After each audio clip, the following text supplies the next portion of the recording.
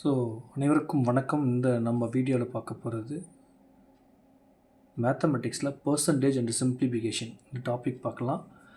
பார்த்திங்களா, இப்போ நீங்கள் அடுத்த எஸ்ஐ எக்ஸாம் ஆகட்டும், இல்லை எனி காம்படிட்டிவ் எக்ஸாம் ஆகட்டும், அடுத்த எஸ்ஆர்பி எக்ஸாம் வருது, 50 போஸ்ட் விட்டுருக்காங்க. ஸோ எல்லா தேர்வு பாடத்திட்டத்திலிருந்தும் இந்த கட்டாயமாக இந்த பாடத்திட்டத்தில் உங்களுக்கு சிம்பிளிஃபிகேஷன்ஸ் அண்ட் தென்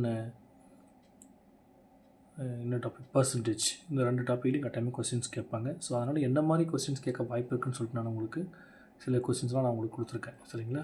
ஸோ பாருங்கள், ஏன்னா இன்னும் பார்த்திங்கன்னா உங்களுக்கு இப்போ அப்கமிங் எக்ஸாம் November 21 வந்து எஸ்ஐ எக்ஸாம் இருக்குது. எஸ்ஐ எக்ஸாம் பார்த்திங்கன்னா ரீசனிங் கேட்பாங்க, மென்டல் ஆப்டிவிட்டி கேட்பாங்க. அப்படியே அடுத்த அப்கமிங் பார்த்திங்கன்னா January 24 எஸ்ஆர்பி இருக்குது. ஸோ எப்படினாலும் கேட்குறதுக்கு வாய்ப்பு இருக்கும், சரிங்களா? ஸோ ஃபஸ்ட்டு பாருங்கள், உங்களுக்கு வந்து பார்த்திங்கன்னா பர்சன்டேஜில் வந்து நான் உங்களுக்கு எம்சிக்யூ கொஸ்டின் கொடுத்துருக்கேன். அதில் என்ன சொல்கிறாங்க பாருங்கள். ஃபஸ்ட்டு பாருங்கள், 200 முதல் கேள்வி. இந்த ஸ்பீடாக பார்ப்போம். ஃபஸ்ட்டு உங்களுக்கு கான்செப்ட் கரெக்டாக உங்களுக்கு பேசிக் லெவலில் நீங்கள் தெரிஞ்சுக்கங்க நீங்கள், ஓகேங்களா? ஸோ 200ல் 25% எவ்வளோன்னு கேட்குறாங்க, ஓகேங்களா? 200ல் 25% எவ்வளோன்னு கேட்குறாங்க. பாருங்கள், ஆன்சர் வந்து 50. ஆன்சர் வந்து 50. ஓகே, எப்படின்னு பாருங்கள், விளக்கமும் கொடுத்துருக்கேன். ஸோ என்ன கொஸ்டின் கேட்குறாங்க, 200ல் 20% எவ்வளோன்னு கேட்குறாங்க. ஸோ 25% ஈக்குவல் டு 25/100, ஓகேங்களா? அதுதான் வந்து இப்போ பர்சன்டேஜ்னால் பை 100, அதுதான் பர்சன்டேஜ். ஸோ 25/100ன்னு எழுதலாம் நம்ம அது, சரிங்களா? அப்போ என்ன கேள்வி கேட்குறான், 200ல் 25% எவ்வளோன்னு கேட்கலாம். ஸோ அதனால் 25/100ல் இன்ட்டு 200 அது நீங்கள் போட்டிங்கன்னா பாருங்கள், இந்த 2 ஜீரோவுக்கு இந்த 2 ஜீரோ வந்து அடிபட்டுரும், சரிங்களா? ஸோ பார்த்திங்கன்னா அடுத்து 25 2 50 ஆன்சர், ஓகே? ஸோ இதுதான் வந்து மொதல் கேள்விக்கு ஆன்சர். ஸோ பாருங்கள், 200ல் 25% எவ்வளோன்னு கேட்டாங்கன்னா இப்படி தான் பண்ணணும். இதுதான் வந்து விளக்கம் உங்களுக்கு. அடுத்து 2வது கேள்வி பாருங்கள், ஒரு எண்ணின் 10% 30 என்றால் அந்த எண் எவ்வளோன்னு கேட்குறாங்க.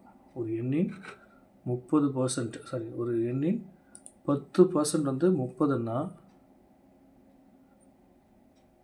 சரிங்களா? ஒரு எண்ணின் 10% 30 என்றால் அந்த எண் என்னன்னு கேட்குறான்.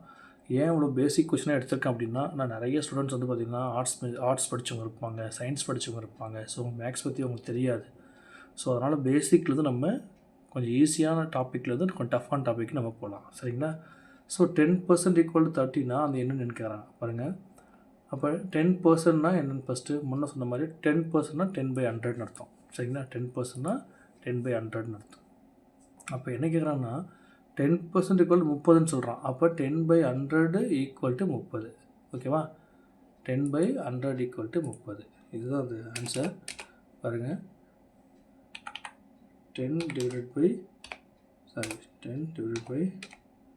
100 ஈக்குவல் டு ஈக்குவல் டு 30, ஓகேங்களா? ஸோ அப்போ நம்ம என்ன பண்ணலாம் அப்படின்னா, சரிங்களா, அப்போ என்ன பண்ணலாம் நம்ம, அப்போ 10/100னா அப்போ பாருங்கள், இது வந்து ஒரு எண் தெரியாதனால எக்ஸ்னு எடுத்தாங்க அது, ஓகேங்களா? எக்ஸு பெருக்கல் 10/100ன்னு வச்சுக்கலாம், ஓகேங்களா?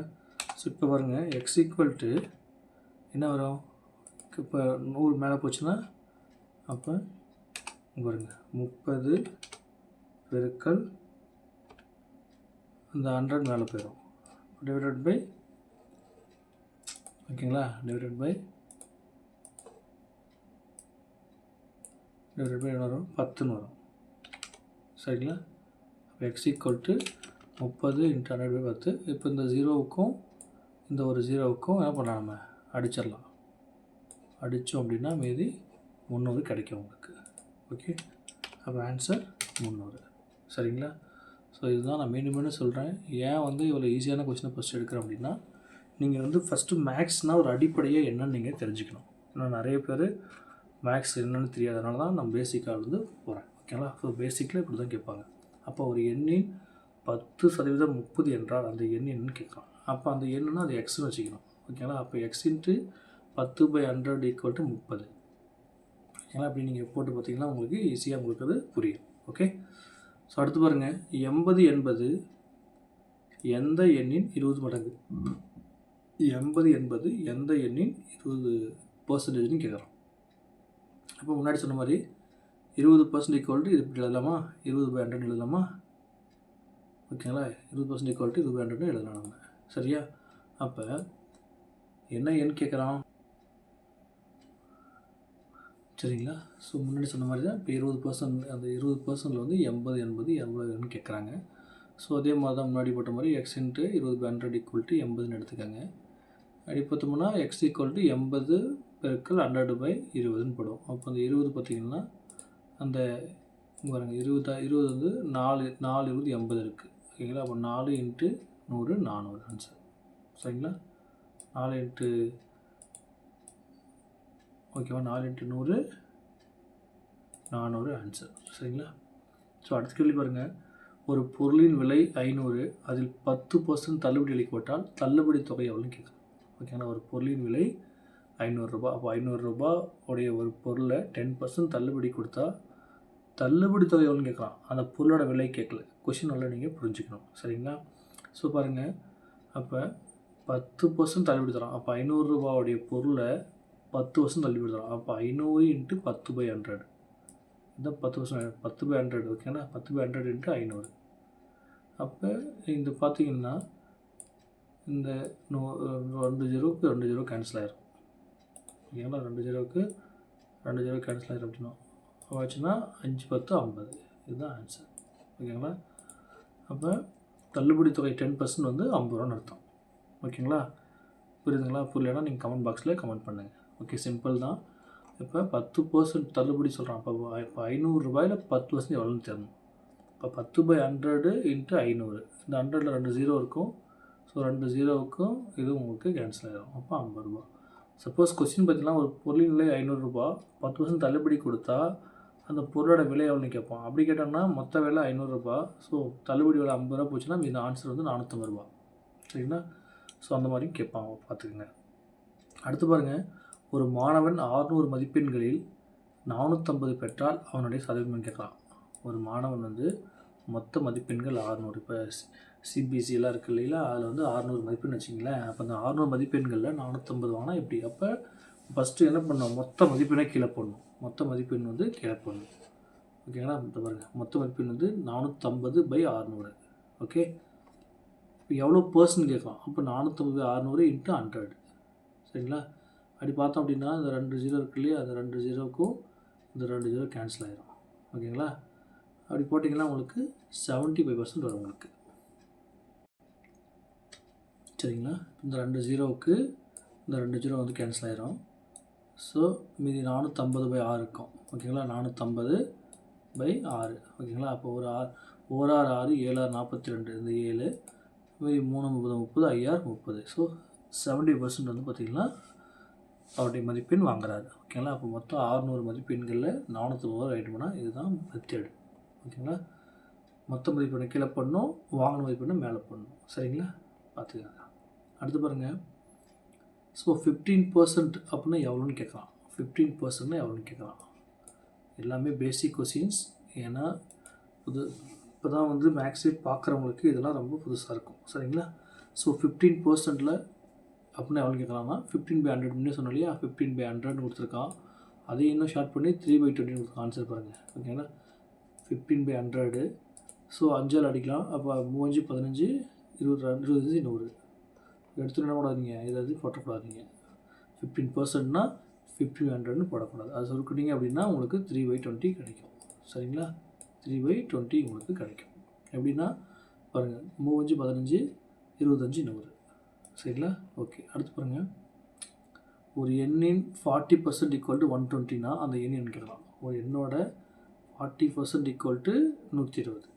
சரிங்களா? பாருங்கள், அதே மாதிரி தான் முன்னாடி நம்ம போட்டோம் இல்லையா? அதே மாதிரி தான். அப்போ 40%னா 40/100. ஓகேங்களா? அப்போ வந்து அந்த எண்ணை வந்து எக்ஸ்னு வச்சுக்கலாம். நம்ம அந்த எண்ணை வந்து நம்ம எக்ஸ்னு வச்சுக்கலாம்.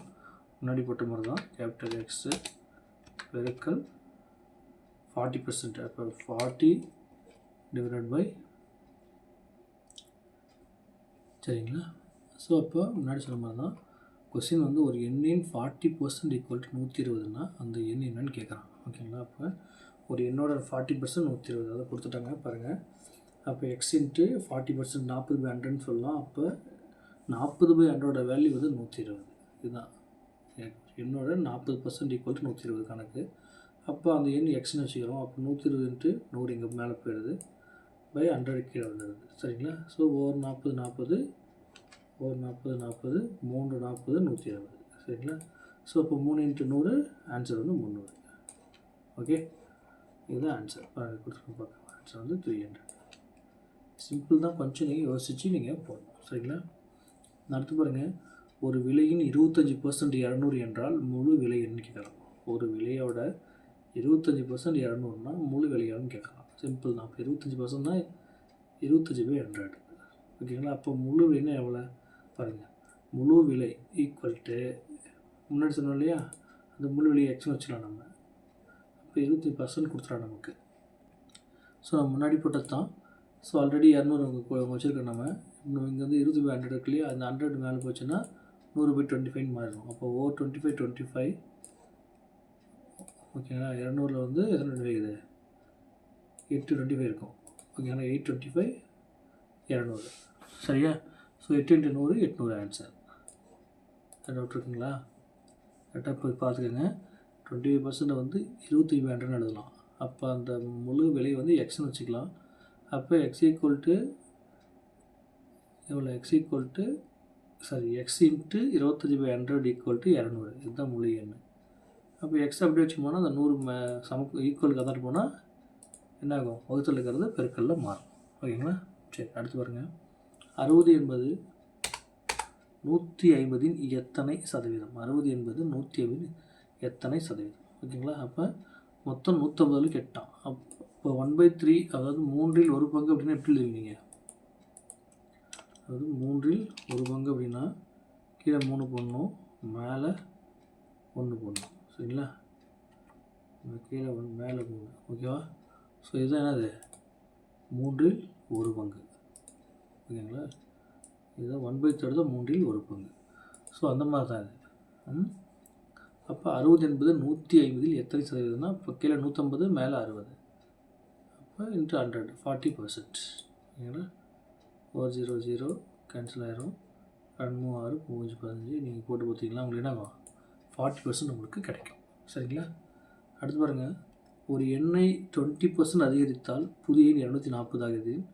அந்த எண் என்ன கேட்கலாம்? ஒரு நல்ல முக்கியமான கேள்வி. ஒரு எண்ணை 20% அதிகரித்தால் அந்த எண் வந்து 240. அப்போ ஆரம்ப எண் என்னன்னு கேட்கலாம் பாருங்கள். அப்போ ஒரு எண்ணை வந்து 20% அதிகரிக்கணும் அப்படின்னா அது 120 மாறணும். ஏன்னா வந்து எப்போயுமே ஒரு எண் என்பது 100ன்னு வச்சுக்கணும் நம்ம. அப்போ 20% அதிகரிக்குது அப்படின்னா 100 + 20 120. அதுதான் 120. அப்போ 120% ஈக்குவல் 240. நம்ம வழியாக பாருங்கள், 120% ஈக்குவல் டு 240. அதுதான் பாருங்கள், 120/100 ஈக்குவல் டு 240.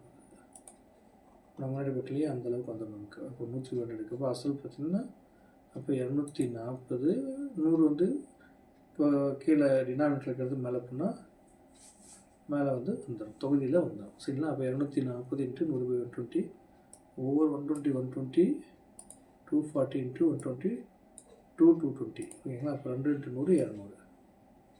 இதுதான் ஆன்சர். ஓகேங்களா? இப்போ போட்டு பாருங்கள், உங்களுக்கு புரிஞ்சிடும். ஓகே, ஒரு எண்ணை 20% அதிகரித்தால் அப்படின்னா ஒரு எண் என்பது 100ன்னு வச்சுக்கோங்க. அதுதான் ஒரு எண். ஒரு 100% அதிகரித்தா 120 மாறிடும். அப்போ 120% ஈக்குவல் டு 240. இப்போ 120% 120/100 எழுதலாம். சரிங்களா? அப்படி பார்த்தீங்கன்னா உங்களுக்கு ஈஸியாக புரிஞ்சிடும்.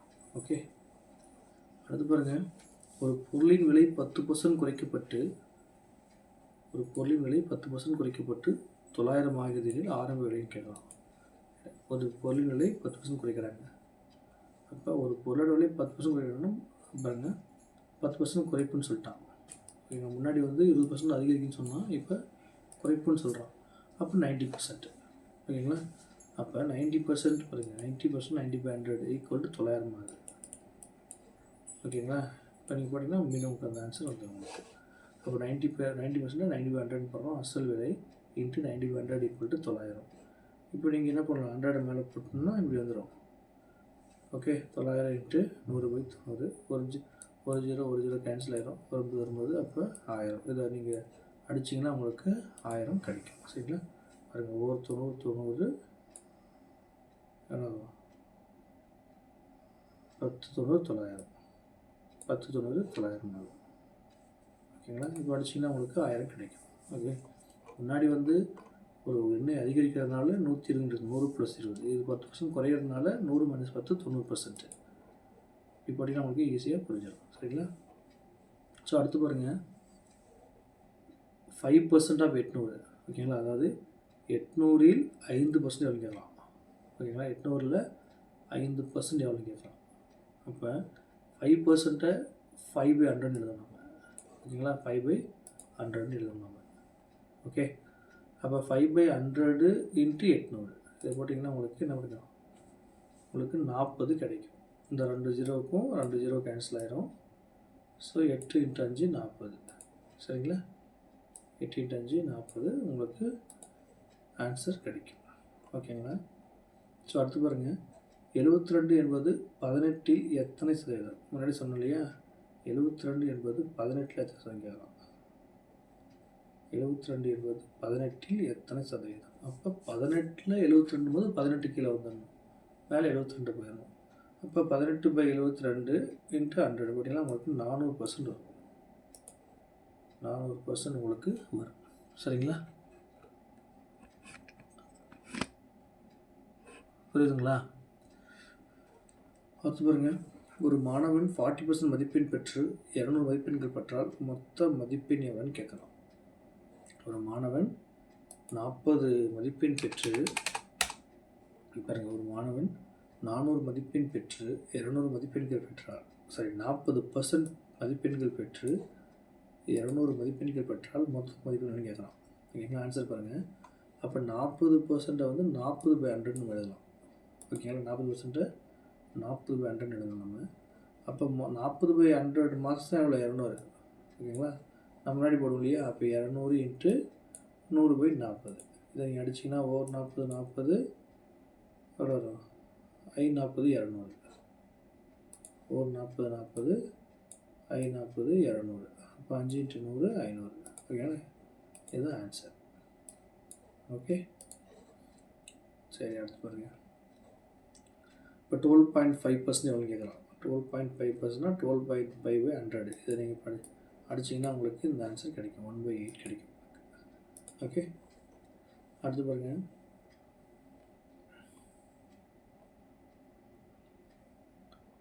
இது வந்து கொஸ்டின் பாருங்கள். ஒரு எண்ணின் 20% = 125 என்றால் அந்த எண் எவ்வளோ கேட்கலாம். ஒரு எண்ணோட 20%, அப்போ அந்த எண்ணை எக்ஸ்ன்னு எடுத்துக்காதீங்க. அப்போ முன்னாடி பட்ட மாதிரி தான் எக்ஸ் பெருக்கல் 20/100 = 125 பண்ணணும் நீங்கள்.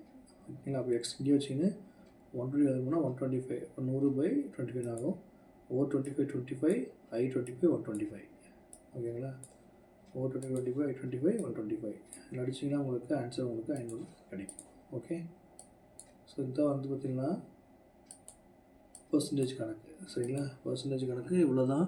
கொஞ்சம் நீங்கள் அதை கான்சன்ட்ரேட் போட்டிங்கன்னா ஈஸியாக நம்ம அடிச்சிடலாம். சரிங்களா? ஸோ இது எல்லாமே அப்படி தான் வரும்பாங்க. அதே மாதிரி தான் 90 80 எந்த இனியும் 30% கேட்குறான். ஓகேங்களா? அந்த கேள்வி ஒரு முக்கியமான கேள்வி. ஒரு பொருளின் விலை 800, அதில் 12.5% தள்ளுபடி அளிக்கப்பட்டால் தள்ளுபடி தொகைன்னு கேட்கலாம். நம்ம முன்னாடி ஒரு கணக்கு பார்த்தாலையும் அதே மாதிரி தான். அப்போது ஒரு பொருளோட விலை 800 ரூபாய் எடுத்துக்கிறோம். இப்போ 12.5% தள்ளுபடினா இப்போ 12.5 = எவ்வளோ? அது 12.5 1/8ன்னு அர்த்தம். ஓகேங்களா? 12.5% வந்து சுருக்கமானால் இப்படி தான் உங்களுக்கு கிடைக்கும் உங்களுக்கு. ஓகேங்களா? ஸோ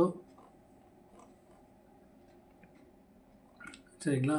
ஸோ இந்த மாதிரி போட்டோம்னா உங்களுக்கு ஆன்சர் 100 கிடைக்கும். ஓகே, இதெல்லாம் முக்கியமான கேள்வி. நீங்கள் டைம் அப்படியே பார்த்துக்கோங்க. சரிங்களா? பாருங்கள், இதே மாதிரி லாஸ்ட்டாக முன்னாடி பார்த்தது தான். ஒரு மாணவன் 500 மதிப்பெண்கள் பெற்றால் அது 500 மதிப்பெண்களில் 305 வாங்குறாரு. அப்போ எவ்வளோ பர்சன்ட் கேட்குறேன். ஸோ இதை போட்டிங்கன்னா உங்களுக்கு ஈஸியாக உங்களுக்கு கிடச்சிடும். இது எல்லாமே நம்ம முன்னாடி பார்த்த சம்ஸ் தான். அது ஒரு எண்ணெய் 20% அதிகரிச்சோம்னா 360. இப்போ 20% அதிகரிக்கிறதுனா 120 மாறும். அப்போ 120% = 360. அதை போட்டு நீங்கள் வந்து அதை சால்வ் பண்ணிங்கன்னா உங்களுக்கு இந்த ஆன்சர் கிடைக்கும்.